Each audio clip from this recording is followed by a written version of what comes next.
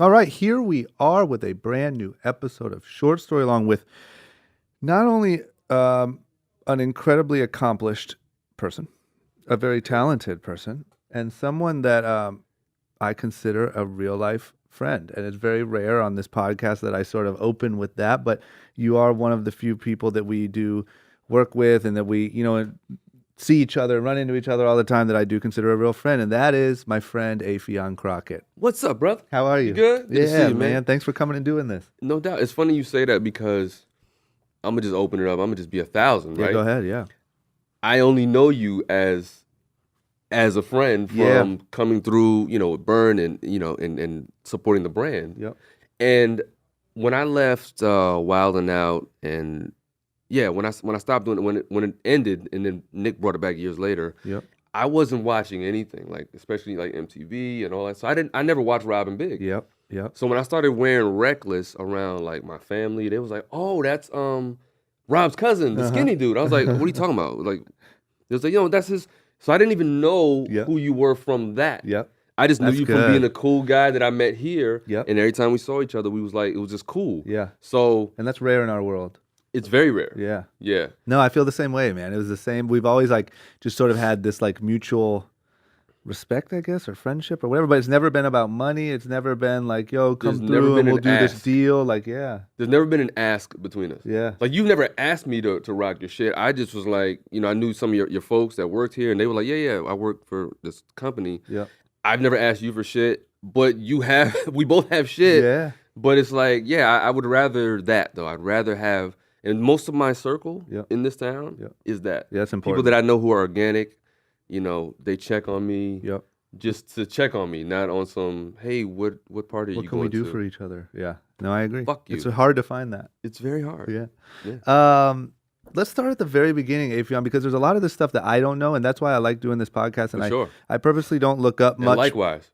Yeah, and I purposely don't look up too much because I want to actually ask all the questions. Yeah. So this is kind of my excuse to sit and just be nosy. But where are you from?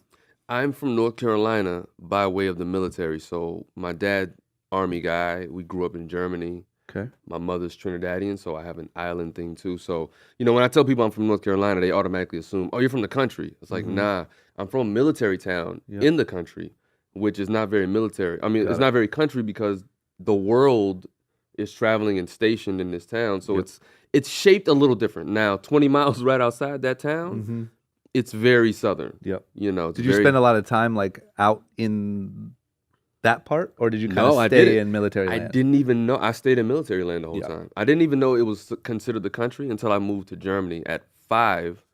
And I would tell people over there that I'm from North Carolina. And they would say, oh, you're from the country. And I was like, You're like, I guess. I don't know it as that. Yeah. It's not country to me. But yeah, I didn't spend a lot of time in the rural. Not till I got older, moved back as a teenager. But So did you go North Carolina, Germany, back to North Carolina? yeah, we did 2 trips in Germany. So North Carolina to Germany. From 5 to 10, I was in Germany. 10 to 12, North Carolina, and then 12 to 16, back to Germany. Was that incredibly hard, or you just didn't really know anything different? I mean, I was 5 when I first went, so I didn't know. I just knew I was on a big ass plane, and I went to a new place. And when I got there, people were speaking different languages, or a different language. Yeah.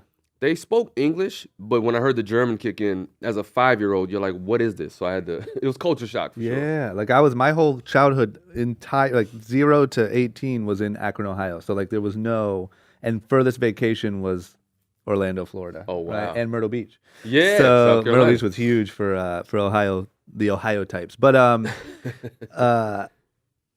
so I guess I was kind of in this little bubble that I never had to get out of. You know what I mean? That's why when I Right. moved to LA, the first 2 years of LA was like, what the hell is it? You know what I mean? It just felt it felt crazy. Yeah, this is a different world from Akron because I've been to Akron. Yeah, and it is just, there's It's- nothing going, it's small. It's every day. It's the everyday thing. It's going to work. It's Yeah. very And everyone knows each other. And Industrial there's no in a way. surprises.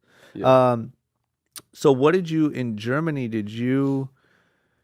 was there an English speaking school for you to go to? Or Yeah, something? so here's how overseas living is for Army families Yeah, or I don't know anything military about it. families. It's basically Army bases or military bases because there's Air Force. Air Force and Army predominantly. Okay. Navy and Marines are more aquatic, so they're going to be near the water. Yep. So, yeah, there's Army bases, and those are like little small cities within these foreign countries. And they're government, they call them DOD schools, Department of Defense schools, Okay. that are considered the American schools there. So, yeah, you're kind of in your little bubble. Like, you have to drive on base, show your ID. Got it. It's secure, it's gated, and all this kind of stuff. So, most of the bases, not all of them, but the military bases are like little cities. Yeah. Yeah. So it's its own little. It's like its own little Sherman Oaks. Yeah. With its own little commissary, shopping center, all that kind of stuff. School. And like if you go from North Carolina to Germany, is there a lot of kids that you knew that went with that group or no? No, well, you go as a family. But no, like it's not like 7 other families that you knew really well went to. Not at the same time. So but you will meet other people from that, your town or other towns. So you literally grow up meeting people from everywhere that get stationed in this one little hub, and it's a great way to meet people. You think that's where a lot of like your entertainment comedy stuff came from, was the having to meet new people thing? That's what a lot of people say, and it's weird because and you could tell me if I'm wrong. I sense this from you. Yeah. But I'm gonna formally ask it. No, go ahead. I am a very shy, introverted person because of these experiences. Yes. Of always being the new kid. Yep. I know your experience is different from that point, but what shaped me into being introverted was I was always a new kid. Yeah. So having to walk into a room full of new people, it kind of brings you into that turtle shell. Yep. And so entertainment eventually became my outlet. It was my mask. I'm going to put this shit on. Got it. And break the ice so that y'all don't look at me like I'm some weird guy. Yeah. I can break dance, I can rap, I can do all these things. So it became my entry, like my laminate. Yep. When I would go to a new school. Yep. So even now, I have bouts of being introverted and shy. And people don't believe me because they see all the shit that I have done. Yep. And how animated and crazy my characters are. Yep. But if you're just sitting with me on a regular basis, I'm very introverted. Yeah. I'm extroverted because I have to be. Yeah, I'm the same way. I sense that about you. Yeah, I am. But it's not, it's like, I guess for different, I don't really know. You want to know what I think it is for me is like, I was always kind of like kept to myself. I wouldn't say I was like crazy introverted growing up, but like just sort of kept to myself. But I think moving to LA made me like really pull it in, and then like we started getting involved in TV and all that stuff. And so all these people are coming at you from all different angles. And I wasn't really used to that. And so it's like, I'm very extroverted around my friends or around people that I trust like you are. But I don't really. I can see it on you though. I don't walk in and light up a room. That's for damn sure. No, I mean? When I see you, I see solitude. Like you keep your fortress. You are your own fortress, and you let the people in that you want. 100%. Which sometimes is a flaw. Like I've been trying to work on like being better at not doing that lately. You know what I mean? Me too. Yeah. Because I'm an entertainer. So this is a braggadocious field. Yep. You have to always be talking about yourself. And it's a networking. I fucking hate it. I fucking hate networking. I don't like it. Yeah, like I have a lot of trouble going to like an event just to go to it. Like there has to be a purpose for me, which is a flaw. I mean, some of the people that make it the furthest, I wouldn't say a flaw, but maybe a shortcoming. Some of the people that make it the furthest are just, they love to go to everything, talk about themselves, talk about what they're doing. I think we see it as a flaw because it's what we're around and it seems like the norm. Yeah. But at the end of the day, doing what you feel when you feel it is the right way to do it. Yeah, agreed. I think, that's why I think flaw is the wrong word, because it's only a flaw in Hollywood terms. But I feel you because I've said the same thing about me. Like I have to do better about self-promotion. Yeah. But then I have days where I'm like, fuck it. I don't want to, do some fake cool shit I'm not, Yeah. I'm really not that cool all the time. No, me neither, man. You So, know what I'm saying, Bern? No, Bern thinks he's so cool. Well, Bern is cool as shit. Yeah, he walks in a room He's doing got- cartwheels. So from 5 to 10, you were in Germany. Yep. And what type of hobbies and shit did you get into? Like, what do you do on a military base, like hobby-wise or passion, or like where did you start to? I did a little bit of everything. I mean, I started with dirt bikes back when BMX was a thing, Yep. and I even tried skateboarding. Then I got into martial arts. I thought I was Bruce Lee. Like I was the black kid wearing the kung fu uniform to Hell school. yeah.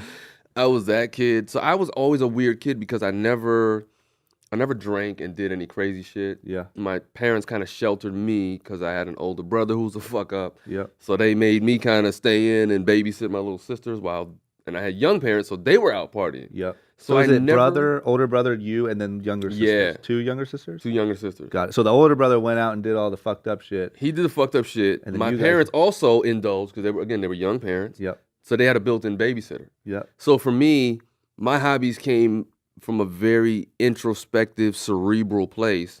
And when I was able to get out the house, then I was like riding bikes and skateboarding. But for the most part, I was babysitting, watching my friends Yeah. go have fun. So that's why you kind of don't see me turn up even when I see you, like in No. parties. I've never seen you like really. I'm the stand on the couch guy. Yeah. Or if it's this kind of a party, if there's like b-boys and shit, I'm gonna be in a circle. Yeah, yeah, Like yeah. I love dancing, but I'm not a drinker. I don't do drugs and smoke. So I'm not the guy that's gonna stand around and pop bottles just to be standing around to be on my phone Yeah, at yeah, a party. Yep. So it's kind of weird. So my hobbies back then were, like I said, stuff All that that stuff, yeah. when I was able to get out the house. That's good. I mean, you think that like those circumstances kind of like made you sort of mature quicker and not get into all that shit? Absolutely. Yeah. It's just insane to me how much environment affects that. Like you don't think about it. Like if you're 30 something, whatever, and you're a big drinker, it's just sort of like, I don't know, he's a fucking drinker or he loves drugs or whatever. But like you Right. just don't think about how much your outside circumstances like can sway you one way or another. You know what I mean? Yeah. They shape you Um, for sure. And what about like on bases? I'm just so fascinated by growing up in Army land, but like, is there places to ride bikes and skate parks and stuff like that, or you have to just You have sort to of be create it. resourceful? You Yeah, have to create it. Like it was a lot of times we would get in trouble with they call them the MPs, which is the military police. got it. And, they would come around and tell us not to skate on the staircases or, by the shopping centers and the church porch or Yep. steeple, whatever. They would always kick us off the grounds or tell us we couldn't be. It's like, well, where are we going to go? Like, Yeah. what do you want us to do? You want us to start shoplifting and do Yeah. other stuff? Yeah. But nah, it was It must be difficult. It must be a rough. I mean, I don't know. It But just we seems had a like lot of fun though. As I'm thinking back, we had a ton of fun. But could you go wander around Germany if you wanted to? Yeah. You could, in theory. At the time, yeah, this is before the East was free.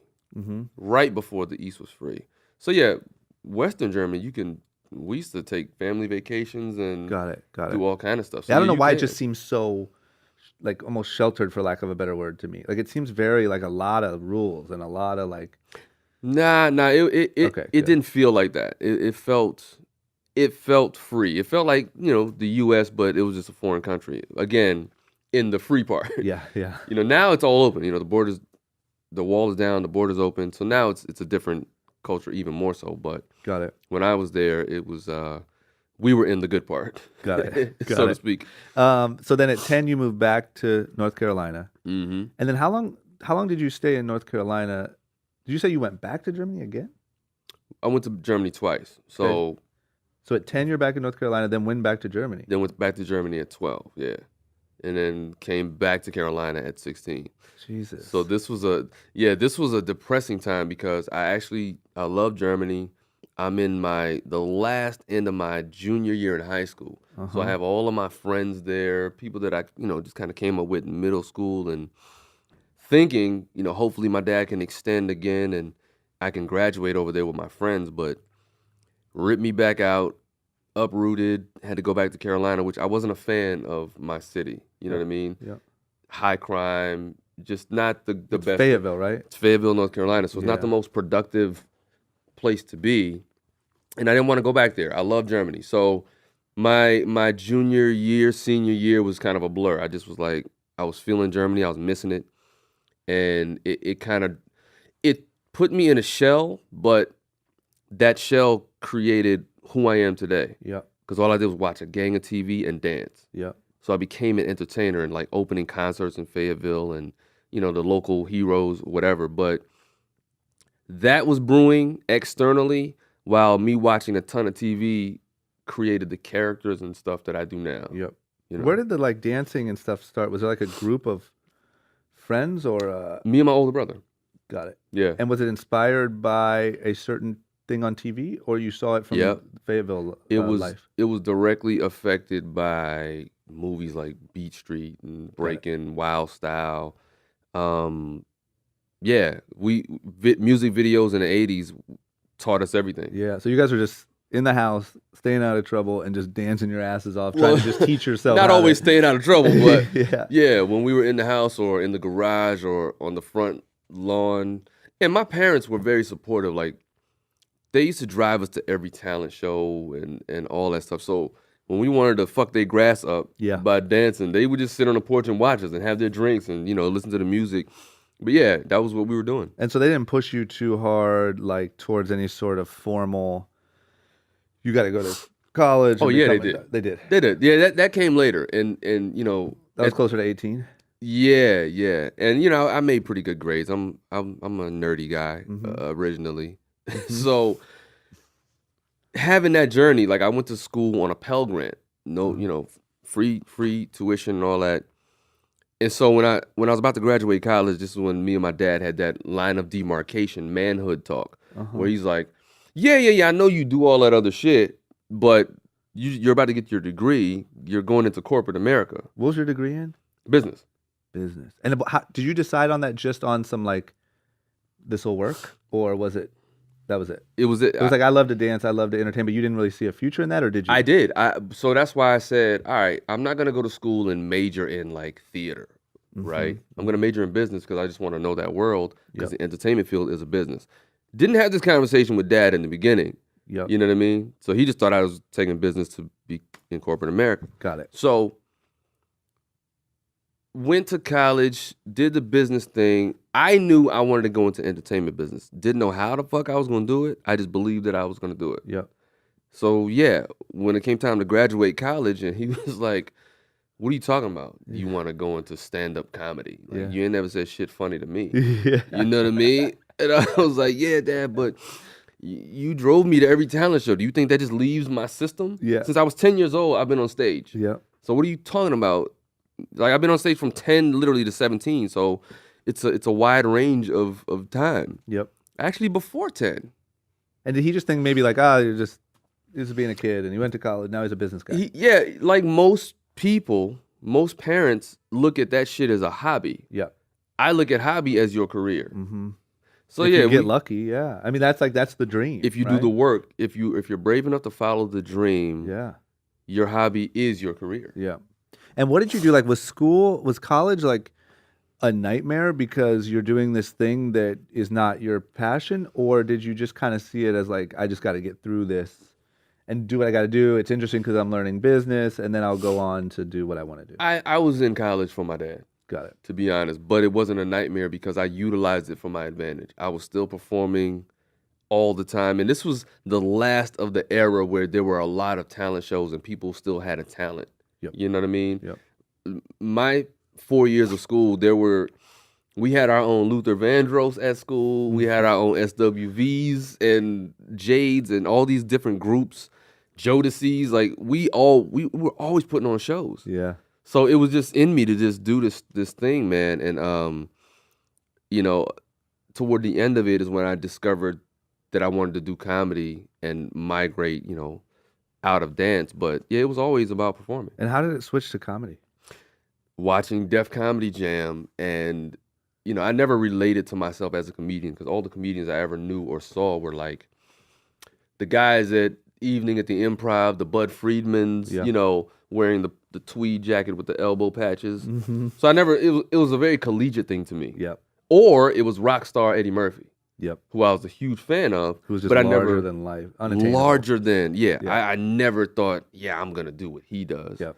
So, for me, when I saw Def Comedy Jam was the perfect mix of hip hop and comedy. Yep. Blending the two worlds. So, that seemed attainable. It seemed very attainable, but even when it first came out, I didn't see it as I'm going to do that. I just saw it as, I can relate to this. Yep. They're talking about me, and then there's dancers at the end of every show, and it's Def Jam, and Kid Capri is playing songs that I love and artists that I've opened up for in Fayetteville. So it was very relatable. Then when I saw a comedian by the name of Cool Bubba Ice, he went on stage and did all impressions. Now, mind you, I've been watching TV all my life and doing voices around the house and around school. So that was the first time I said, okay, I can just go on stage and do voices. Yeah. I'm already a dancer, so I have stage presence. I know the stage well since age 10. Yep. That was the spark. That's Put the crazy. two together. So had you tried anything before you had that talk with your dad, or did you have the talk with your dad first? I had tried some stuff like You would honestly, I just think, number one, let me say, one of the scariest things in the world to me is stand-up comedy, especially like night one of stand-up comedy. Like I have so much respect for anyone who's been able to even like somewhat conquer that. In the beginning, it was terrifying. I'm not gonna lie. Yeah. But I just knew because I had made other people laugh, like at the lunchroom table. So I was just like, if I just go on stage, because I went to Charlotte. Charlotte in North Carolina was the biggest city, and where all the comedians that had a name from like Def Comedy Jam, and they all came to this one club. And there was one night, Tuesday night, considered the Black Night, and all the comedians I had watched on Def Jam for 3 years were there. So I went to the club, and one of my boys knew the host and was like, yo, put my man on. And I said, if I can just get him, I did a Bernie Mac impression. I said, if I could just get him with this Bernie Mac and they laugh, I got him. Did it work? It worked. Oh, man. I mean, the first night was amazing. If it didn't work, I probably wouldn't be here today. Yeah. I bullshit you not. Because it can just rip the soul out of your body. Let me tell you something, dude. In the beginning when I started doing, like the first 3 years, I could do 10 decent shows. The one bad show you have, you drive home literally feeling suicidal, yo. And why is that? I wonder why, like in the human, it's even the same like how when people get real bent out of shape about like YouTube comments or Instagram comments, it's like you can get 100 that say like, yo, this is so dope. But you get one that's like, it's just whack, and it's like, fuck you. You know what I mean? Like why? I don't know why we're programmed that way. I think it's human nature, yeah. Yeah. We're programmed for praise. Yeah, we're programmed to be quitters. You know what I mean? We're programmed to be like, yo, 10% of these people don't like me, I'm out. 1%. Yeah. One comment. Why is that? Sticks with you. But it's even the way that people say like preach. I'm going a little bit down a weird path here, but like people talk about being positive throughout the day and reassuring yourself of these positive things. And who cares if you get cut off in traffic and blah, blah, blah. Because the fact is you can get cut off in traffic in the morning and it can ruin your entire day. Like it can cause a chain of events that ruins your entire day. Like if you hold on to it. Yeah. Why is it harder to like be positive than to be? I don't know. Yeah. Just a weird. I wish I could figure that out because I honestly, I just think we're conditioned that way. Yeah. We're conditioned, and even more so, we're conditioned to be selfish. Yeah. Like literally right now, we're in the most selfish era ever, and these phones are they played right into our vanity. So I wonder if there's going to be is it going to pull back at all, right? Because now there's all these articles about how unhealthy the phones are and how much time we're really spending on the phones and how it's causing anxiety and it's causing mental health issues and all this different stuff. But the problem is I don't see it ever, like I don't see people ever getting a hold of it and sort of reeling it back in. I see it just getting worse. Because it's looked at as a product of convenience and need. It's not a drug, so to speak. Yeah. Even though it has some of the same effects as a drug. 100% it does. So I don't think it's going to pull back as long as it's making money and it's legal and it's, Like are people just going to be walking around with fucking headsets on soon? And Google glasses and like, you know what I mean? Like the whole world is going to be fucking weird. My prediction is they're going to be walking around with the phone chip in their head already. Yeah. You're not going to need a phone. You know what I mean? Your eye's going to be the camera.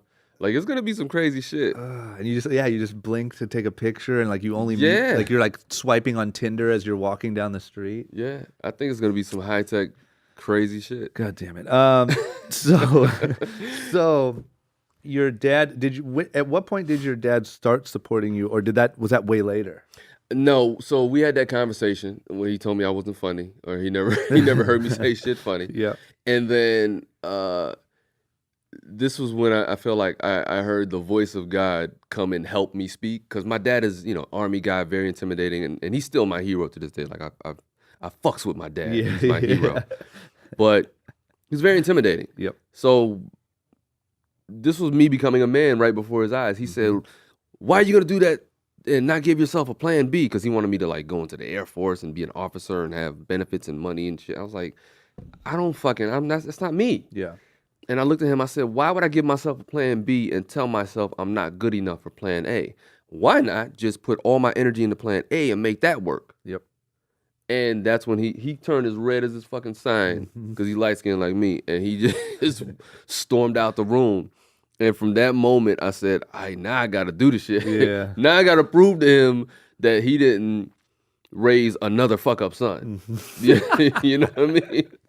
I was in the shadow of my goddamn brother in the worst way possible. That's funny. I never thought about that. Like, you can be in the shadow of like a really successful older brother, but like to be in the shadow where you're just expected to be a piece of shit. Yeah, just the expected to be an ain't shit son. That's funny. It was high. It was a high expectancy. Yeah. Well, at least you had nowhere to go but up, right? A little bit of success, and it's like, look at him. He's a Look hero. at him. He got a local commercial. He's in the newspaper. Superstar. That's amazing. He's doing an S-Curl commercial. So what's next? Like, did you move? Did you move from North Carolina to LA or New York? Or like, how did... Okay, so here's the story. I went to...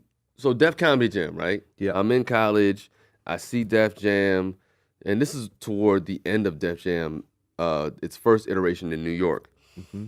But when I started comedy in Charlotte, that's when I got plugged into, the who's who of, what's going on in the comedy world. Yeah. And so that same year that I started comedy, that same summer rather, like months later, Bob Sumner, the guy who created was the talent booker for Def Comedy Jam, he went around like to every club that's around the nation where there were hot comedians or that he would get within earshot of or hear about.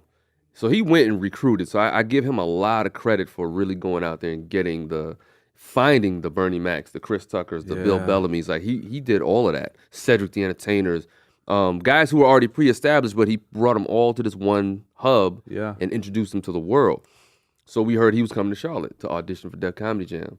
Hell yeah, I'm going for it. I've only been doing comedy for a few months, but I'm gonna audition. That's like the big moment, right? That's the moment. Okay. Yeah. I like it. And again, I've only been doing comedy a few months, so I'm like, fuck, but I'm going for it. In Charlotte, I'm funny. They love me when I'm on stage. Yeah. So I auditioned. First year, he was like, yeah, you're funny, but I don't think you're ready yet. Mm-hmm. And I was honored. I was like, yo, I'm just glad I got the opportunity to meet you and do it and whatever. And then my boy hit me the following year, which is months later. We're talking about like from in October to like March. Uh-huh.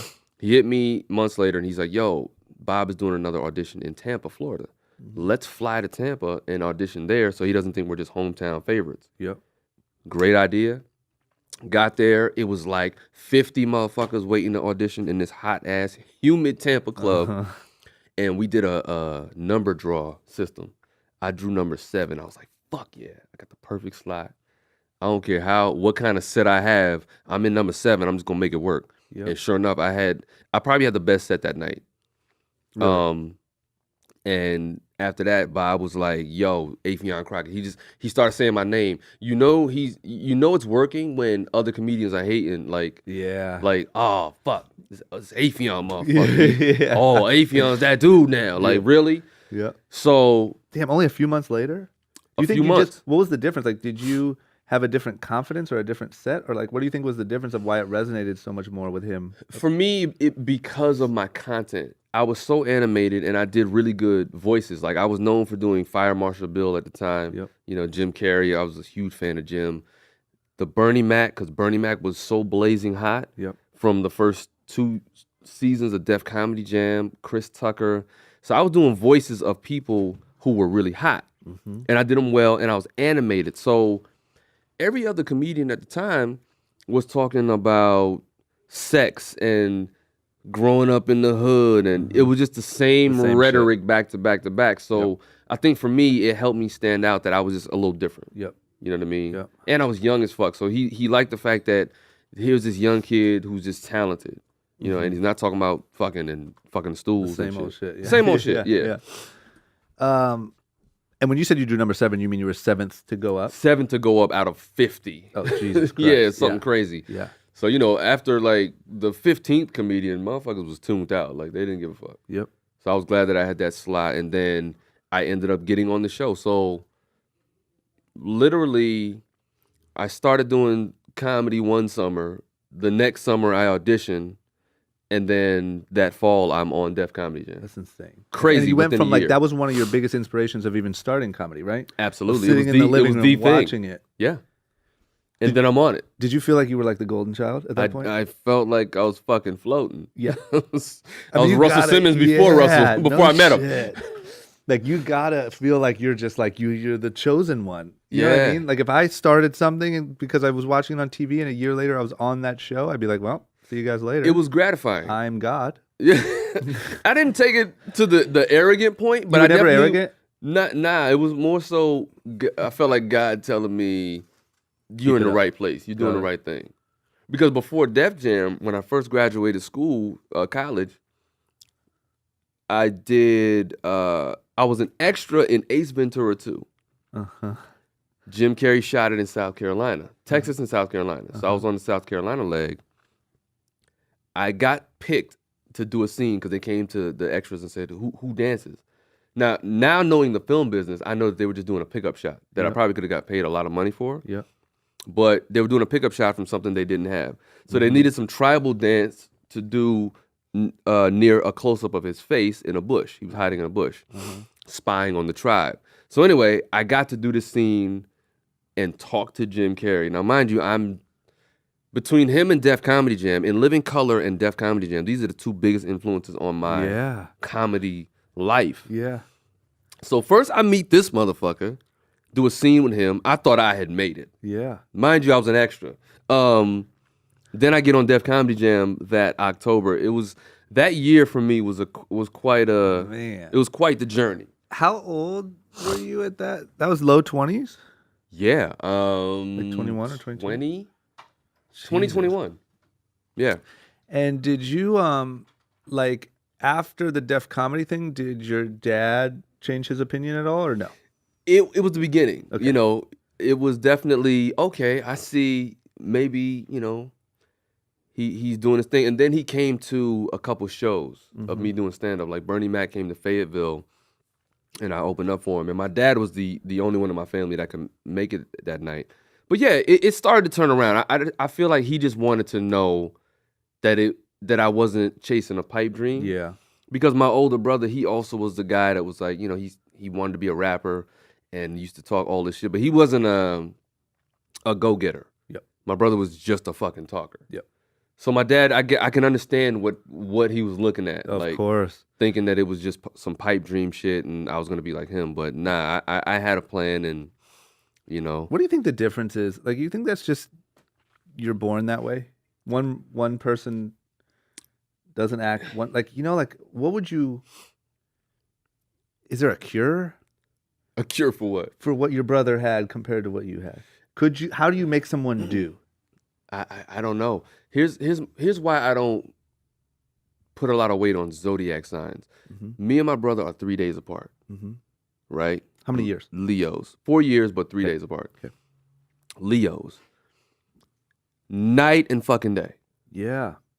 Yeah. Night and day. Yeah. Like Zodiac signs are horseshit, first of all. Horseshit. You can translate anyone into what they all are, right? Exactly. Because I guarantee you, a girl, which most likely would be who it would be, could read yours to you and be like, oh my God, it's so you. And his girl could also read one to him and be like, oh my God, it's so you. Like, right? It's like you can translate And to that's anything. all I hear about zodiac signs from are women. Yeah. Women in fucking And they're LA. always dead on. I've never, none of my boys have ever been like, yo, you're a Sag, huh? Right. You know what I mean? Like, oh, rough day? It's because you're a Sag. You know what I mean? Because you're sad. That June, you know what I'm saying? Us Sag. Like, we don't Get really. the fuck out of here. Yeah. But what It's always girls trying to figure you out. 100%. Like, oh, because you're a Leo. That's why. That's That's why you did that. every time. That's why. Every time. Oh, I know your type. Oh, Get we the don't fuck get outta here. along. Yep. What? So, but I don't know why I'm so. It's part of the reason why I do this, I think. But like, I just don't understand why some people have the do gene and some don't. And I've seen so many people that end up miserable because they don't have the do gene. And I don't know whether my goal is to spread the do gene and give it to people in the form of education in a book or whatever, or if it's not even possible and to figure out why. I don't know. I just I think it's innate. I think you have to be born with it. And it's as simple as your hand. Like, there are just roles. Mm-hmm. Every finger has a different role, Mm-hmm. and everyone can't be a thumb. Yeah. But the thumb, although the shortest finger on your hand, if it goes away, if it's chopped off, you're gonna have a hard time doing a lot of shit. Yeah. You know what I mean? Yeah. So, but that doesn't mean that the pinky is irrelevant. Yeah. Or that the index is irrelevant. Yeah. It's just roles. There's certain people that are doers because we're meant to lead the pack. We're meant to be the shepherd. Mm-hmm. And they're just some motherfuckers that are meant to be sheep. The reason being, they're the ones who purchase your products. Mm-hmm. They're the followers that we need. They're the sheep that want to come be entertained and be laughed and to laugh and feel better. Mm-hmm. I'm the shepherd that night. I'm on the stage. Mm-hmm. I'm the guy that creates whatever, whether it's music, videos, for the sheep. Yeah. We need sheep. Yeah. The sheep are the non-doers. Everyone can't be Affion Crockett because then you'd be fucking shitty. It'd be a whole comedy club with 300 people on stage and no one in the crowd. Well, what it will be is Instagram right now. Everyone thinks they're a comedian. You're now. right. Everyone's a celebrity. Everyone's a celebrity and a comedian. Especially this guy. This fucking Sorry, guy. Our friend Bernie is literally pointing to himself in the room. There was a really funny, I'm going to misquote this, and I want to get it right for the end of future podcasts, but a question that I saw the other day that was, if ignorance is bliss, then why do we chase knowledge? Which is similar to that, right? Yeah. And I don't really know the answer. I tried to come up with some witty answer of like, well, because knowledge is power, and you want, and it's like, I don't. That's a great Freudian type. It's something I want to add because at the end of this podcast, I have a question that I ask everyone, and I want to add that, but I just feel like it's going to jam a lot of people up. Yeah. Here's my thing, and that's a great question because I consider myself a person to be, as they say, woke. Mm-hmm. I'm aware of a lot of shit. Mm-hmm. I'm aware of a lot of what people call conspiracies. To me, they're not conspiracies. They're just policies. Yeah, you know what I mean? Yeah. It's just shit that just is. And some people can see it, some people can't. Some people are doers, some people aren't. Yep. But at the end of the day, I ask myself, what is this knowledge really gonna do for me? Yeah. Like, the more I know, actually, the scarier shit gets. Yep. So it's like, all right, case in point, we know Trump is a fucking asshole and an idiot. Yes, we do. Right? Mm-hmm. There's evidence. Like, we're talking about factual shit. Mm-hmm. He's been in breach of the presidential contract 30 times since he's gotten in office, right? Yep. Yet nothing is really being done. There's talks of impeachment on news channels, but nothing is really blatantly being done. Yeah. So what it says to me is, what does it really matter? What is it going to change? Yeah. Even in nations where there have been revolts and all, Mm-hmm. yeah, there was a temporary relief and there was some change, but at the end of the day, we all die. Yeah. Who remembers the guy that overthrew? Like, you'll get a name on a street and a building, but who's really gonna cherish that legacy? Whether you were a sheep or a conqueror or a president or a dictator or whatever. But here's the question: what's the lesson in that then? I don't know. Yeah. I don't know. It's because, again, you don't want to be dumb and ignorant, but it's like the less you know. Here's the thing: the less you know, you die faster. Yeah. Yeah. You'll eat a lot of bullshit. You'll take every medication that they give you. You'll line up for every flu shot, bird flu, swine flu, and you'll probably die faster. Yeah. Being knowledgeable says, all right, I'm going to be vegan now. I'm going to eat a little healthier. I'm going to work out. Yeah. And extend my life a little bit, but I still have all the shit that I know that I can't really change. Yeah. That's sort of the basis of that question, right? It's like, that's why that question's such a mind great fuck, question. because it's like, I don't really know. I mean, I do know that like what makes me happy personally is having a purpose and trying to build things and trying to create, and you know what I mean? So maybe let me say this, because I would never want to promote do nothing. No. But to your point, having a purpose. So maybe that is the purpose. Yeah. Maybe it's not to be a permanent legacy building thing for 50, 100 years from now. But if your purpose is to affect someone in a positive way, Yeah. or some 10 people, or some 20, or some million, Yeah. and you've affected their lives and their livelihood is better, then it's worth it to be knowledgeable think that's and it. awake. And it makes your days on earth feel better and more It's a way more fruitful. fulfilled. It's way like more you can fulfilled. be blissful and ignorant, but it's a very sort of shallow existence. I think to like Absolutely. leave a mark or feel like you positively affected people, because this is all, I mean, we'll reel it back in a second because we're gonna get real deep, but like, when you go into like everyone just being sort of a ball of energy, right? And everything's energy, and energy never dies and whatever. It's sort of like, then what that means is at the end of the day, if you're just a ball of energy, you either added positive to the world, Mm-hmm. because when you die, people they live the way you lived, they remember the way that you loved and took care of people, whatever, or you do nothing. You add nothing to the Right. world, or you add negative to the world. And Right. it's sort of like as much positive as you can add to the world. For some reason, it feels like the world sort of gives that positive back Yeah, to a degree, right? absolutely. I don't know. Okay, let's reel it all the way back in All right. to, was it shortly after that stuff that you moved out of Fayetteville, or Yeah, after so Def Comedy Jam, how much longer did you? after Def Comedy Jam, I toured opening up for different people. Like me and Chappelle actually did the Def Jam tour Really? together, like a couple spot dates That's crazy. with a bunch of other like Cedric the Entertainers and It's crazy that I've had a few comedians on here, and like, it's such a small circle. it's very small. Yeah, And you know what? It goes back to some are meant to do and some aren't. Like there was a lot of comedians I came up with back in the day that don't do it anymore, or they got scared or comfortable and they're in their hometowns doing like working a regular job, or they're like on a radio station now. And when you see them, it's like they're trying to convince themselves like, no, like I'm happy here. Yeah. But you're really not. You gave up. Yep. That goes back to like You what we're quit. talking about. Like that's the negative. Like you want to grow and build and like stay moving forward. Yeah. You know what I mean? Yeah. But yeah, I got it. Yeah, and I just, my brain and my spirit capacity is of a fucking, I want to build monuments Yeah. of an empire. Yep. I don't want to build a fucking house of cards. Yep.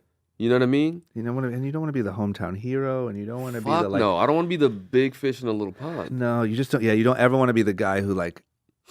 Because what else is a really common thing? There's almost like people that don't do, then there's doers, whatever. But this sort of middle ground where like you do from a safe distance, and it's like I think it happens over and over and over again with like high school star athletes. Yeah. Right. Where like you get comfy in being the man in a small zone, Yeah. and you get scared to level up, and you sort of try to live with the fulfillment of the 18-year-old star. They And never you're let that just shit go. screwed, That man. gratification of, yeah, like you said, hometown hero. Yeah. And most of them don't understand that, it's going to take work to sustain this. Mm-hmm. Most of them thought it was going to be an easy ride. Oh, Yep. I'm hometown hero. I'm going to get a contract to NFL or the Yep. NBA or whatever. No, it takes work. Yep. You got to work. So for me, my transition was, all right, I'm in Fayetteville. I want to get to TV and film. I was afraid to move to LA because I'd never been out west. Mm-hmm. So my idea of Los Angeles or California was earthquakes and gangs. Mm-hmm. Like, Pretty accurate. yeah, you know what I mean? Except for we're long overdue for an earthquake. that was my whole. It's crazy that you can go to Germany at like from 5 to 10 and be like, nah, I don't really and trust that think LA nothing thing of though. it. Yeah. Think nothing of it, but I go to fucking the idea of going to LA was just terrifying to me for Yep, some reason. yep. Because again, we live in a society where the news channel pumps fear into your body every day, Yep. into your mind, and so yeah, that kind of shapes. That's another thing that shapes the sheep. There's a Yeah. few of us that look at that fear and say, all right, I'm gonna venture outside this little fear box, Mhm. and whatever happens, happens. But yeah, most people are You gotta governed play by it that safe. fear. Yeah. But So Let did me- you avoid LA, or did you go? Is I that where you- did. I avoided it for 3 years. really? And where'd I you go toured. instead? I was just touring. So I was based in North Carolina. I thought I was gonna move to Atlanta, but as soon as I went to Atlanta, I was like, nah, this shit ain't for me. Really? Yeah, I thought it was like a bigger city Yep. than Charlotte, but when I went there, it felt the same as Charlotte. It just was a little more arrogant because Atlanta, a lot of people at the time in Atlanta thought they were Hollywood, like we're Hollywood of the South. No, this is Atlanta.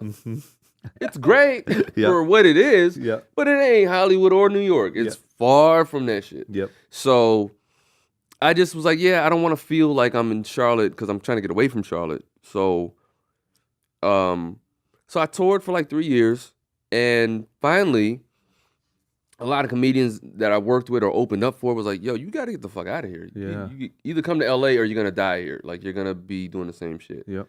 And finally, I was watching a movie, man, Def Jam's How to Be a Player. So Def Jam is instrumental, obviously, in shaping my whole shit. Yeah. So I'm just in the movie theater, man, watching a matinee of How to Be a Player. Bill Bellamy, I had met when I shot Def Comedy Jam. Pierre, who I had met on the road, and when I was in Charlotte, he came through the Comedy Zone that I started at. You remember the dude from Juice with Tupac, the fat kid? He was in Lean On Me. Yes.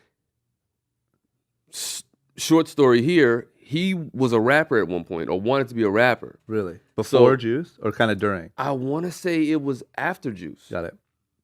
Right after Juice. He wanted to be a rapper, and so he came through Fayetteville, and I went to one of his shows, and he saw me and my boys dancing, so we danced for him while he was, chasing this rap dream. Yep. So my point in bringing that up was I knew everyone on the screen, yet they were driving through Beverly Hills. Yep. And I was like, oh, Beverly Hills is also in L.A. Yep. It ain't just earthquakes and gangs. Get your ass to Beverly Hills. Uh-huh. And that was it. From that That's day. funny how the smallest thing. It was that small trigger. So it took me about 8 months to like save up the money and plan and figure out where I was going to stay. But yeah, 8 months, 8 to 10 months. Yep. And then, because I had been touring for 3 years and driving like up and down the East Coast from Ohio, I did a show in Youngstown, bro. Really? I drove like 8 hours to Youngstown to do a show at Youngstown University at noon during lunch. Jesus Christ. In a cafeteria. And was it just you like driving around? Like, yeah. did you have a homie that went with you? Or? No, it was just me. Man. I mean, every now and then, like if you're doing a tour with somebody, like a small like spot date tour, then the headliner would like ride with you. But man, a drive to Youngstown and back, just man, that's crazy. I drove up there for like I forget how much money it was, but so that trained me to drive a lot. Yep. So I drove to LA. Yeah, I've done that a couple times. That drive that's good. I did it 3 times that year. Yeah. I did that year? I drove to LA. Set up shop at my I had a distant uncle out here in Bellflower. So I set up shop. Then I had some stand-up gigs still remaining. So I drove like through Oklahoma, all the way down to Savannah, West Virginia. I had like 5 or 6 stand-up shows where I had to go get the rest of that money and save up for LA. And then I drove all the way back, bro. That's so nuts. At the time, was that just sort of what you do? Like, meaning like you're not upset about it, or you're not like, oh, this is crazy. It was just a thing. Yeah. It was just what I did. It's crazy how people adjust to like, you just adjust to your normal changes. Yeah. Like right now, if you had to do that, you'd be Get like, the fuck holy out of here. shit. Like, Not bro, you won't believe what I have to do. You know what I mean? Like, I fly first. You have to. Yeah, exactly. Not driving any fucking way. Man, it's insane. And you don't even care. It's not even like, your perspective is not like, oh, this is fucked up, but I'll get there. It's sort of just like, oh, this is what you do. It was part of the grind. Yeah. It was part of the journey. And it was beautiful driving cross country. It is. Scary and beautiful at the same time, but I would never do that shit again. No chance. If I had to, if I can help it, I'd never do it. Yeah, you paid the dues. It's over. So did you end up coming to Beverly Hills? No, I came to Bellflower. Got it. It was a totally different experience. Close, but very different. Close, but not quite the same. But Bellflower, lovely city, but it's more of the working 9-to-5 family, a huge Asian community there.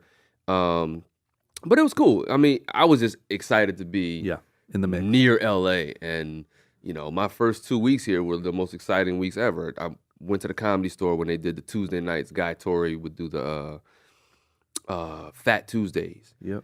And the first night I went, and I literally, when I got here, like 3 days after I got here, everybody in black comedy and entertainment was at the club this night. From Snoop, Cedric again, Keenan Ivory Wayans, Sean Wayans.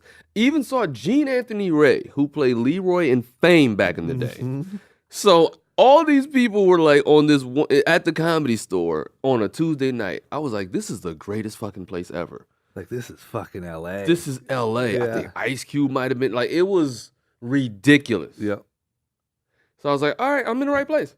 Did you go up or you just were? No. That was back in the day when, it was impossible. Like it was heavy hitters going up. You know what I mean? So was that sort of that feeling of like, I'm here, I'm in the right place, I've done like I'm really on the path now. I knew when I crossed the border. Yeah.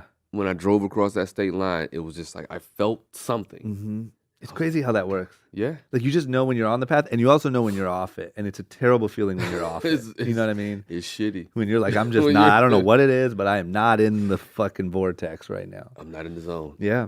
Did you have to get a job or were you able to sustain off of Look, there were 2 moments when, because my uncle turned out to not be the nicest guy, because first he invited me and was like, yeah, you can stay rent free, just, I just enjoy the company, man. And then he just turned into another guy. And so he kind of like was pushing me out the house to go get a job and do all this stuff. So literally, and it's funny we're talking about this right here. I just remembered. I went and looked in the paper and got this like telemarketing job. It was literally right here on the corner of San Vicente and Wilshire. Yeah, and like this red brick building over here. But it was a chop shop. It was one of those fake spots. So what it was, they had a high turnover rate. They knew people were like, once they caught on, they were leaving. So I worked there a day and a half. Never even got paid for it. It was a 4-hour job where you just call around and shovel phony school supplies to people. So first day I was like, oh, okay, cool, yeah. I got a couple leads, and you guys, you pass it on. It's like the movie Boiler Room. You get leads and pass them on to a senior salesman or whatever. Second day I go in and I'm calling and I get hung up on like 9 times. About an hour and 12 minutes in, I take my headset off, set it on the thing, and I just walked away. I was like, hey, I got a meeting to whoever the supervisor couldn't do got. it. I couldn't fucking do it. And I drove away. I remember driving right past this building on Wilshire, heading right back towards the 101. And I felt so free. Broke as fuck. But I felt, I'm in the, back in the path. I'm back on the path. I'm just going to have to deal with crazy uncle, but God got it. It'll be taken care of. And then there was another time years later when I was broke again because I got into dancing when I came to LA, like so that I wouldn't have to wait tables. So I got into the dance world. I rediscovered dance. So even though I was doing stand up and people knew me as that, I wasn't shy of going through the process of starting over. I knew I was coming to a new city, big opportunity. I wasn't trying to rest on any laurels. Yeah, I'd already shot Def Comedy Jam, but I wasn't coming to LA like, yeah, I'm the guy from. I said, fuck it. Whatever I got to do to make it in this town is what I'm going to do, besides doing porn and prostitution. Anything but that. Yeah, besides that. So I started dancing in like music videos, commercials, doing choreography. And, I got into this whole world of dance until I said, all right, now it's time for me to stop dancing so that I can focus on acting. So there's those moments when I made those decisions when the test came. The money dries up and you're like, are you going to go back to dance? Or are you going to stay on this path? So years later, when I was in that broke transitional period again, one night I drove to Kinko's. I said, all right, I'm a night owl. I stay up till like 6 in the morning. That's just my norm. Still. I'll go to 24-hour Kinko's in Burbank and just apply for a job there because I'll just work overnight. Do the graveyard shift. It makes sense. I'll be able to copy resumes or whatever the fuck else I need to do. Makes sense. So I drove to Burbank in the middle of the night. Humble, feeling like shit. I was about to walk into this place and I pulled up and I felt like I just heard a voice say, do not go in that building. Really? Don't do it. And I sat there for a second and just was like, fuck, I need money though. And then I just reversed and drove home. And again, I felt free. And I think like maybe the next day or the next week, I got a few jobs that came in, and it reinvigorated what the path I was on. Like, Yeah. don't go back to Man. dancing and being a background guy. Yep. It's time for you to act, but it's gonna test your faith. Because it's So, funny how quick that shit can like just put you on the wrong path. You know what I mean? And kind of man. break your spirit, and before you know it, you're a little too tired to go to that audition, and you know what I mean? Yeah. So what was the big moment where the money was no longer an issue? It wasn't, was there a big gig or something that you got, or a big breakthrough, or you know what I mean? Was there I'll that be moment honest, where you're like, man. To me, money is always an issue. Well, and, yeah. and I heard I heard Will Smith say this shit on Oprah. He said, "I don't give a fuck how much I have." And this is some black people shit. He said, "I have a black man's poor mentality, which is we come from such a broken place yeah. that I feel like I can wake up and lose it Oh, all." yeah, yeah. You know I what I feel the mean? same way. I- Yeah. you're because it's really a working man's thing. Yeah. You're from Akron, so I get it. I know that mentality. I've been there, and just the hardworking man's thought process is, I can't slow down. Yeah, it's sort of this like you can never like I don't know if my brain will ever be able to say like you're good, like you're different now. You know what I'm saying? It's like you're always that dude. Like you're always the And look, dude we from have our Akron or the moments. dude from Fayetteville. Yeah, of course we have our You know, hell we yeah, have we our enjoy moments. certain shit. Like you can take a Absolutely. vacation when you want. You can Yes. do, but the grind is like case in point. When I hear sad stories like legendary Robin Williams committing suicide, Yep. it's like, when is it ever enough? Yep. My perception is Robin Williams has it all. He's one of he's- my heroes. Yep. He's a comedic legend, and done a shitload of movies, Jumanji and Goodwill Hunting. But he checked out. Yep. If that's not it, then what is? So if the accumulation of more and more and more and more Yep. is not it, then I got to stop focusing on that. Yeah. So to answer your question, things started to get better for me around Wildin' Out, really, because I had done commercials and I'd done a couple guest spots and or like guest starring roles on like cop shows where we all the black dudes get the same role. We're we're running from the cops and we're getting interrogated, Yeah. and we snitch on somebody. So I had gotten a couple of those, but the problem with those jobs were it was before I had gotten incorporated. Yep. So as an individual, and I'm thinking I'm gonna walk out of there with a chunk of money, and the government taxed Oh yeah. the fuck out of it as Yep. if that's what I make all the time. And then my agent and manager, they take the gross commission, Yep. 10% of the gross. So 10 and 10 to 20. So I'm walking out of there with chump change. I was like, oh, fuck this. Yep. So when I got incorporated, that helped me like really start learning the business of managing my money. And, Wildin' Out, I just developed all these different relationships from like the Wayans, Malcolm Lee, and more movies and stuff started to come. Was Wildin' Out a casting? Yeah. It was kind of an irritating thing because, Nick saw me one time in Vegas and he was like, yo, you're built for this show. And I'd always known Nick or whatever. He said, yeah, you're built for this. It's a show that we built around people like you, that hip hop, rap, comedy. Yeah, impressions. And I was, and all the kind of impressions, yeah, all that shit. But yet I still had to audition like 3 times. got it. And then when I booked it, it was motherfuckers walking in that didn't audition. Yeah. And they weren't better than me. Yeah. I was like, what the fuck is this? Yeah, So it was always this weird undertone of favoritism. And yeah, that for never goes certain- away. And I was just like, yo, what? This is some bullshit, yo. Yeah, yeah, And they and the setup over there was real, like, what's the word I'm looking for? Like crabs in a bucket. Like they purposely put all the cast members in this little mentality of, you don't know if you're gonna tape the next show the next night. Mhm. So you gotta, you know what I mean? Like you gotta chase these crumbs type shit. yep. That's terrible. And it got to the point where I was just like, man, fuck all of y'all. yeah, Y'all either tell me right now that I'm on every season because I'm one of the main guys here. And I'm one of the funniest motherfuckers here. yeah. So it just got irritating playing that cat and mouse game of How many seasons were you on it? I was on season 1 through 4, which 4 was actually 2 seasons because we did 20 shows. Jesus. Before it was, how MTV does the orders of 10. Yep. We did 2 seasons of 10, 1 season of 8, and then the 4th season was 20. Jesus. Yeah, for That's a peanuts. shit. Mind Yeah, you. yeah, of course. Mind you Of this. course. And the whole time feeling like you might wake up tomorrow with no job. Exactly. Yeah.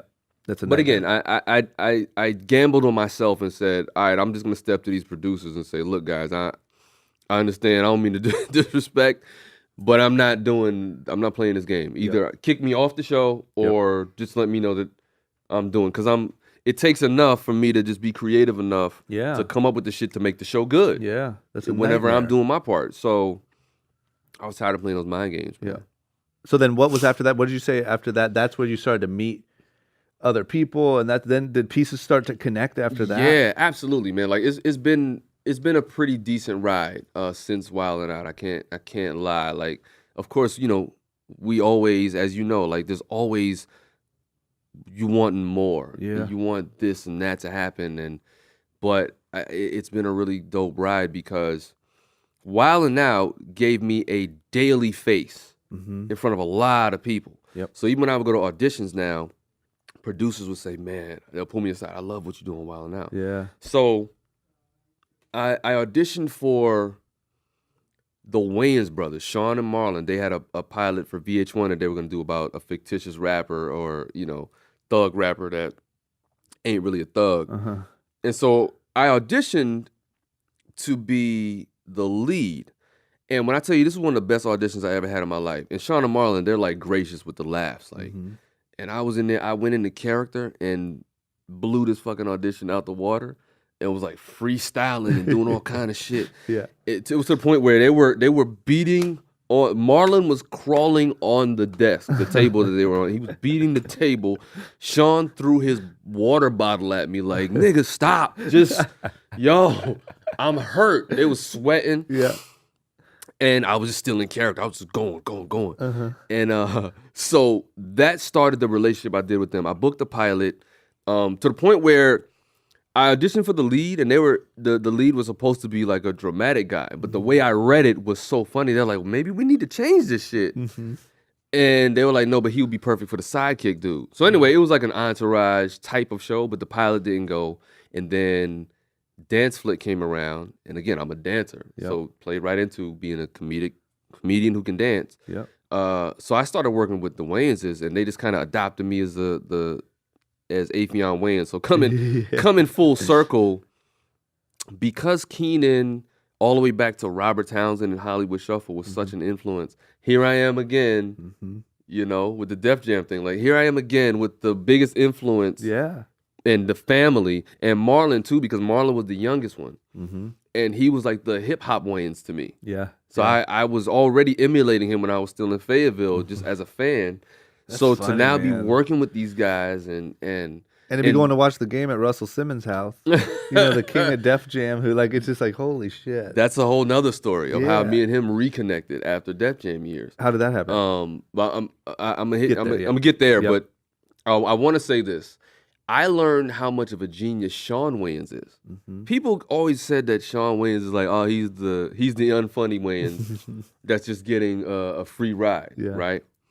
This motherfucker is Keenan Jr. Because Keenan is like a guru. He's a very like cerebral, spiritually, comedically wise guy. Yep. Sean is his counterpart. Is him. Like the younger version of him.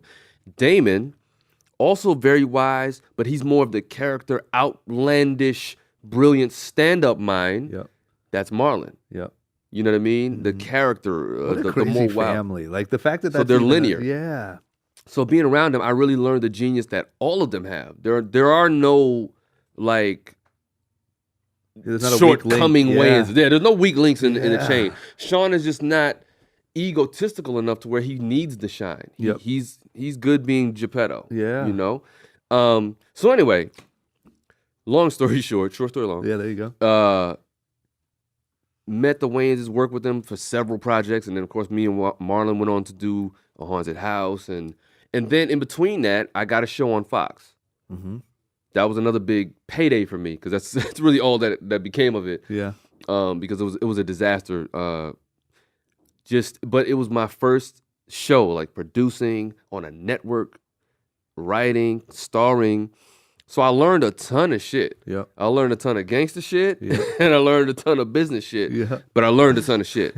But even that, it took me to, when that got canceled, I went into doing more movies. So it showcased me in a way that the people that were supposed to see it saw it. Yeah.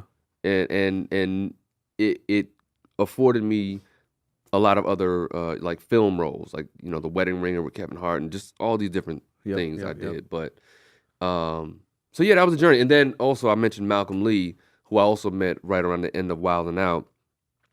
I auditioned for a Toyota commercial. Now, Malcolm Lee is Spike Lee's cousin, and he did the movie The Best Man and Roll Bounce and all these other movies. So he was doing this Toyota campaign, and I booked that, but it was the same kind of scenario. Like, he was like, yo, I'm a fan of yours from Wild 'N Out. You're mad funny. He said, you know, I want you for this commercial. You just got to come prove it to Toyota. Oh, I shouldn't have said brand name, but yeah, anyway, we did the Toyota campaign, and we just were on set laughing our asses off the entire time. So we built that camaraderie. And this voice I was doing with him, it was like we were imitating these New York brothers on the block that we both know.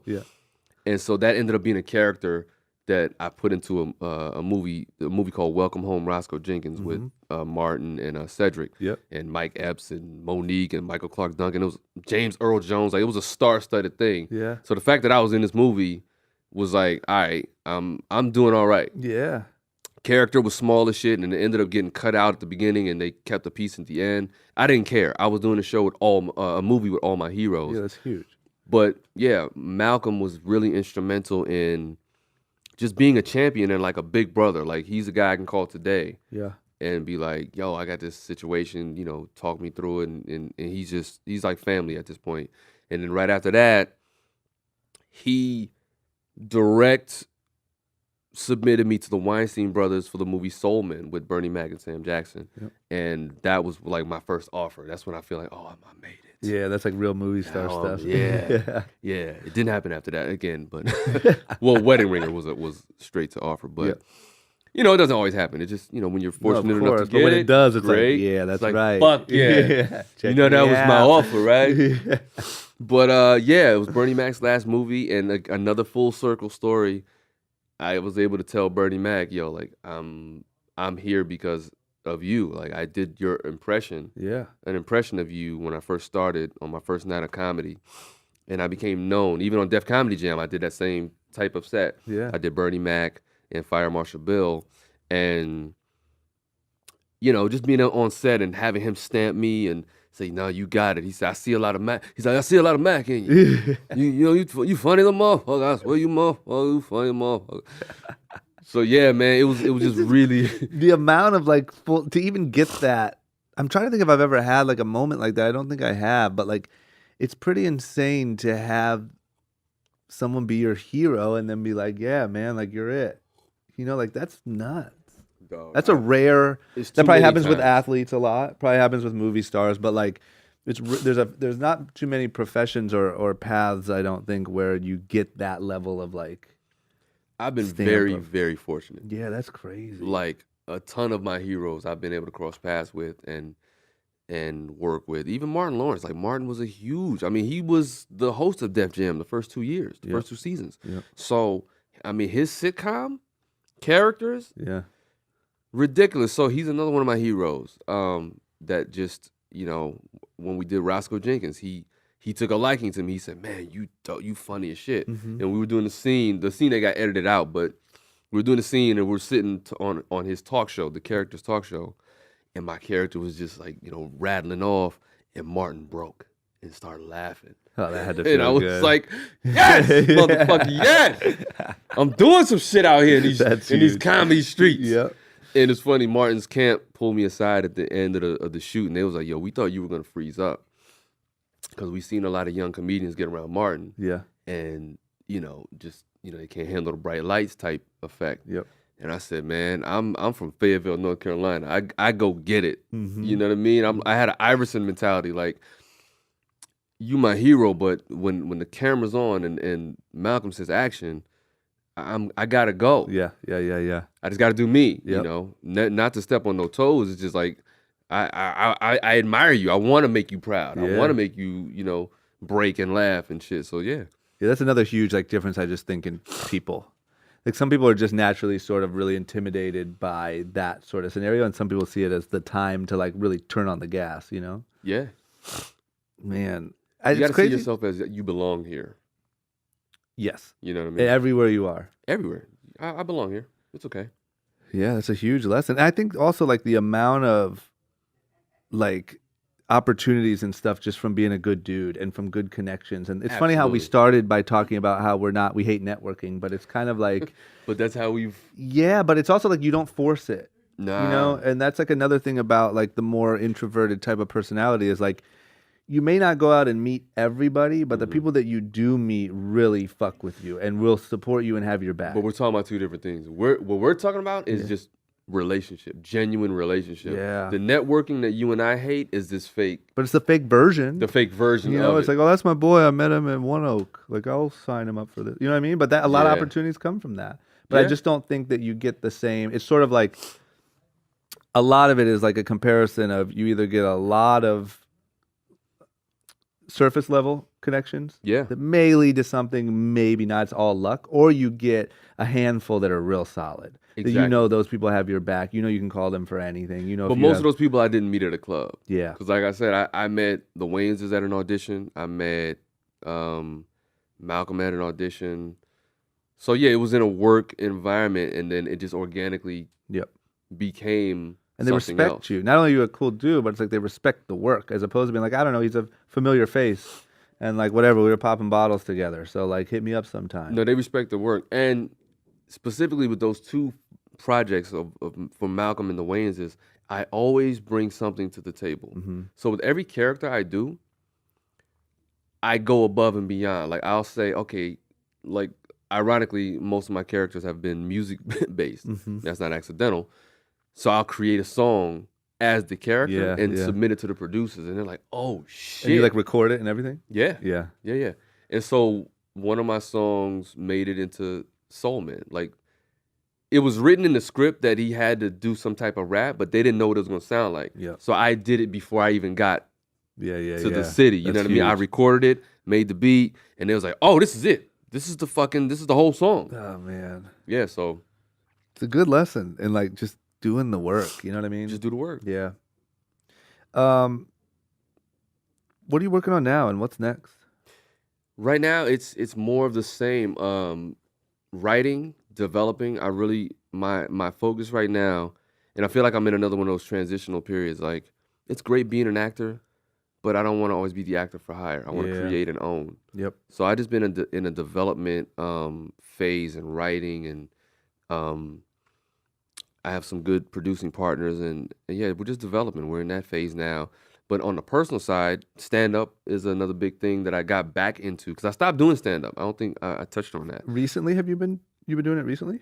Yeah, in the last 3 years, I came back to it. I stopped doing it when I first moved out here because, for one, the stand up I was doing earlier on before I moved to LA, it was lower tier. I was a feature. I was opening up for people, driving all the time. So it was That's a hard depressing enough. lifestyle. Yeah. I didn't want to do that shit and be in these shitty clubs and taverns and, Youngstown lunchroom and shit. Yep.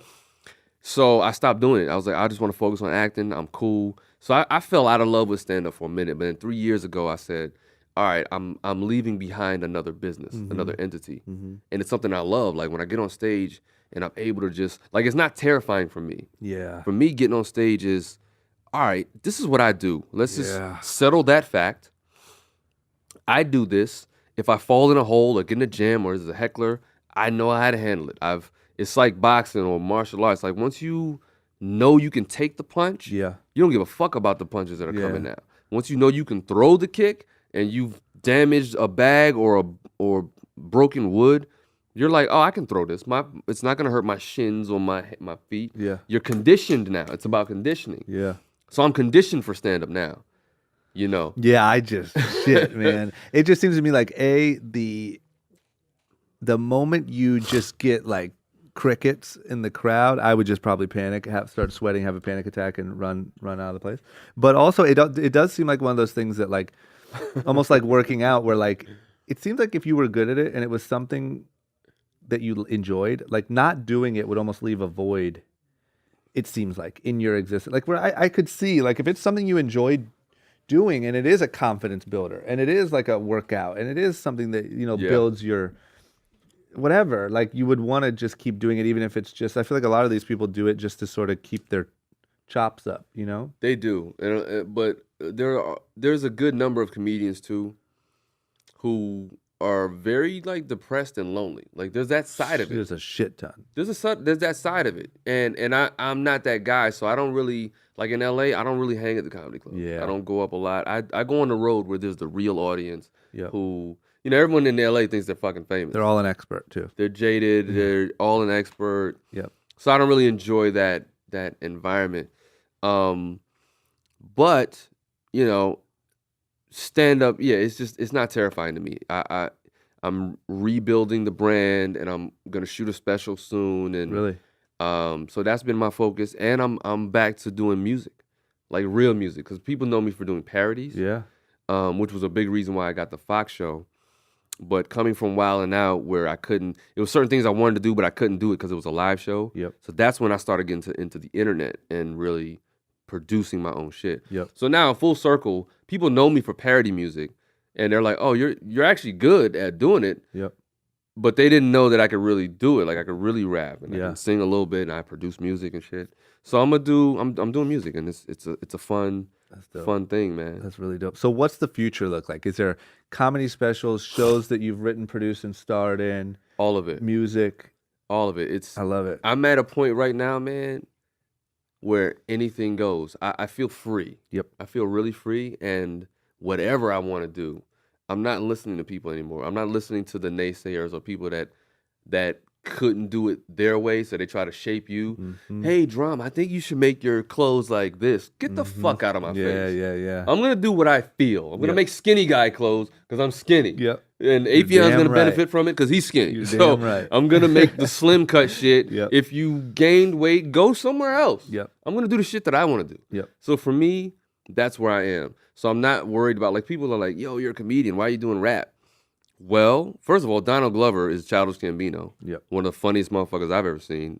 He started on the internet doing Derek comedy and, you know, writing for Tina Fey and 30 Rock, and he's a beast. Yep. But he's also an artist. Mm-hmm. So at this point, I'm comfortable saying I'm just an artist. Yep. Whatever I do, if you see me b-boying in a video or in front of your face, if you see me rhyming, freestyling, if you see me telling jokes, just receive it all. Mm-hmm.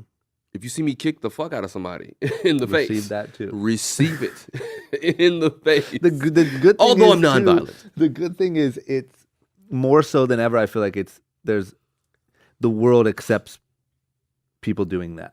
You know what I'm saying? Like the world, like I just feel like before it was much more like, oh, you're an actor, you're a rapper. Now it's like your fans are going to follow you, and if your fans like what you do, and they're just going to they understand that there's multiple, you know, like Childish Gambino or Donald Glover, like his fans love him and think he's a genius. Period. Like they don't think, oh, this actor is trying to rap. Like they think like this guy is the chosen one, right? Yeah. And they don't even know probably the extent of the shit he does, like writing and like all that stuff on shows. Yeah, a lot of people didn't know that he was a comedian. I was like, how the fuck? No, yeah. They thought he was just Childish Gambino. So if you add that to it, then you're Childish Gambino, then you're Donald Glover, then you're writing and doing whatever ATL. I mean, that was all his shit, right? Mm-hmm. Atlanta, yeah. Atlanta. My point is, it went from before where it seemed a lot more closed-minded to now it's like people can really subscribe to your brand, and they know what you're saying, and they can follow you, and they can whatever. And people like Jamie Foxx was really instrumental in breaking it down, that barrier down, because I remember in the 80s, early 90s, he had dropped an R&B album, and it was called Peep This. Mm-hmm. But it was still in that era where it was like, oh, he's a comedian, he's too funny. I'm laughing at him, but he's dope, but he's... And then he gave up on it. Not gave up, but, you know, he just kind of fell back. But Kanye reintroduced him on that, you know, Marvin Gaye, Luther Vandross, Slow Jam. And it became, okay, so he he's an actor, but he's a singer too, and Yeah. he's actually doing dope music. Yep. So it was the inkling. I feel like he was the nucleus of, or the catalyst for that, breaking down that wall of you can do multiple things. Yeah. It and just it's takes okay. that one thing. It just has to be good. Even though Sammy Davis Jr. and them did the shit back in the day. Yep. You know what I mean? Yep. Like everyone Everyone just wants to put rules on things.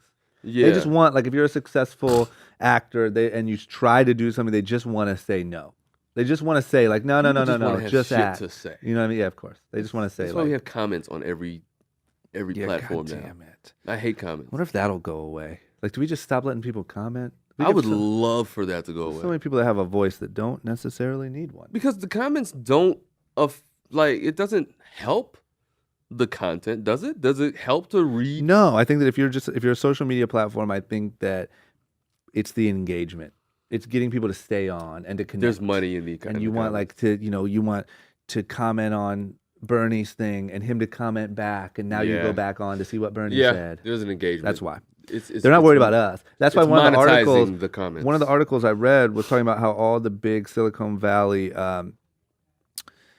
founders and whatever, they actually regulate their own children on how much they can spend on social media and phones and apps. But they're regulating, like, little Timmy can only be on for 2 hours a day, or not, whatever it is, 30 minutes. But then I'm going to go to work today and I'm going to figure out how to make everyone else stay on longer. Right. Wow. So it's sort of this, like, almost like you said, it's not a drug, but it's like the tobacco industry, or like you know what I mean? Where it's like the gun manufacturer making sure his family doesn't live near the hood that he's selling the guns to. Yeah.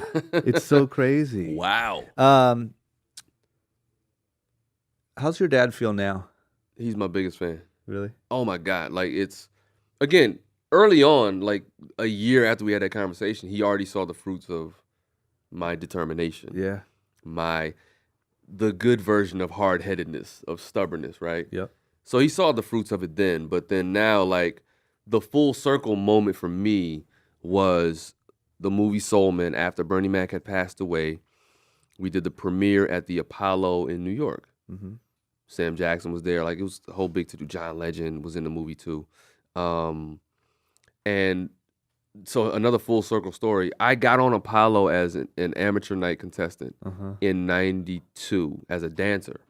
So that was like the first big TV, local heroes from Fayetteville. Me and my dance group went on, and we did really well. Like, we was rocking to house music, the song called Hot Music, which is a New York City underground house jam, right? So as a dancer in Fayetteville, I had already broken the ground and gotten to the Apollo, right? Yep. So now full circle, going back to the Apollo for a film premiere that I'm one of the stars of with Bernie Mac and Sam Jackson was a huge thing. And my family, this was the first time they were able to come to a premiere with me. You know what I mean? I had a bunch of tickets and I was like, oh, let me invite my family up, And so, everyone's suited and booted and we rented limos and all that stuff. And it was just a great moment that my dad was able to hang out with Sam Jackson and he got starstruck, and you know what I mean? Yeah. So that was, to me, the moment where I was like, all right, I did good. I was able to share this with my family. And so yeah, he's my biggest fan now. Man. Like, the guys at the barbershop, like, he'll call me from the barbershop, hey man, so-and-so knows you. And I told him, yeah, that's my son. And like, he just loves to say that, like, that's my son. That has to be such a good feeling, like, to have a kid and then sort of be like, no, just essentially what you're saying is play it safe. Like, just choose this road that at least I know you can succeed in, right? Like, at least if I oversee you and you go to college or you join the military, whatever, at least I can be sure that you'll do okay. Exactly. And for your son to be like, no, I'm going to go do my own thing. And you're like, shit, like, lost another one, right? Yeah. And then for you to end up being you. Yeah. It has to, and people in the barbershop to recognize you. And that has to be like, damn, man, like, my son did it. Yeah, he definitely gets a kick out of it. And he's been to, like, several of my stand-up shows now. Yep. And at the end, there's always a meet and greet that I do, and people just taking pictures, or when we go out to eat, when I go back home, and people are like, oh my God, I love your work. And, so it's funny to look at my parents' face to marvel at this thing that's called celebrity. I don't call it that, but yeah, it's, people admire it's what I do. It's a weird thing. Yeah. Yeah. Okay, last thing. This is why I always end it on is, if you could, everything that you've been through, everything you've done, everything you've seen, all the other successful people you've seen, you've seen it all. If you could go back to little Affion we'll say in the living room in Fayetteville, sort of stuck in the house, like first trying to figure out how to dance, like, but you kind of have the bright eyes and you know what I mean? Yeah. Like, and you could just give yourself that one little gem to like sort of maybe make life easier or get you a little bit more on the right path. What would you say now? Don't be afraid. Yeah. Fear is like the paralyzing thing, man. Mentally, physically, because I was bullied as a kid too. Mm-hmm. That was the other introverted thing. As I was, a new student in different schools, I'm the guy that was picked on. You know what I mean? I was skinny, and my dad never really taught us how to fight because my mom thought it was gonna be if he didn't teach us how to fight, then fighting wouldn't find us. Yeah. We would stay out of it. Yeah. But she didn't know, like that shit's gonna find you. Yeah, no matter what. As a young boy, it's gonna find you. Yeah. And so being confronted with people, literally not knowing that there's a thing I can do with these hands and feet, you don't know what to do. So someone comes up and pushes you down on the ground or punches you or you don't know what to do. Yeah. So it develops a thing where you don't feel like you can take care of yourself. Yep. And so that fear and that kind of shaped itself into me going to really get. So even though I'm a doer, I always feel like there's another 30% that I could do because I'm afraid. I'm afraid of the maybe the cyberbullying or maybe the opinion bullying or maybe this or that. So I would go back and tell little Abe, just don't focus on fear. Yeah. You can do this shit. Do what you feel. Yeah. Feel free. That's huge. Okay, give tell people where to follow you, what to look out for, any of that. At Affion Crockett on Twitter and Instagram. I'm always on Instagram more so than Twitter, but at Affion Crockett, AFFION CROCKETT. On Facebook, I'm Affion Crockett, the main one that pulls up because it's a couple fake ones, but not too many. We've shut down most of them, but I'm the one that has like 700,000 something likes. New music under my moniker Oscar Mill, which is short for Oscar Award-winning millionaire. I like that. But I just condensed it. Is there stuff out? Me and my boy, like I've done music along the way, like, even since Wildin' Out. I did like mixtapes under Affion Crockett. Yep. But I have songs with like Talib and that's crazy. Dilla, rest in peace. Dilla's brother over Dilla Beats on the Yancey Boys album. So I have like mixtape shit out and collaborations and stuff. But now it's like I said, I've done the parody stuff. But now me and my boy just dropped a single, like a freestyle type single called Bricks. Yep. And it's on my SoundCloud under Oscar Mill, OSKAMILL. I just started my SoundCloud, just started my Oscar Mill page. So that's my Childish Gambino shit. I like that. So follow Oscar Mill also at Oscar Mill. But yeah, man, it's just music, and then like I said, developing shows and stand-up special. I've written some movies that are I'm looking for financing for, but I'm pretty much at the gate. Yep. But yeah, just more shit, just more entertainment, man. This is what I do, so I can't go work at a factory. Yep, no chance. I love it, man. Thank you for doing this, and thanks for having me, bro. Yeah, that was great. Yeah, I feel like I really got to know you a little more. I know, same here. Yeah, I asked all the questions. Yeah, my man. Thank you. Thank you. Yeah.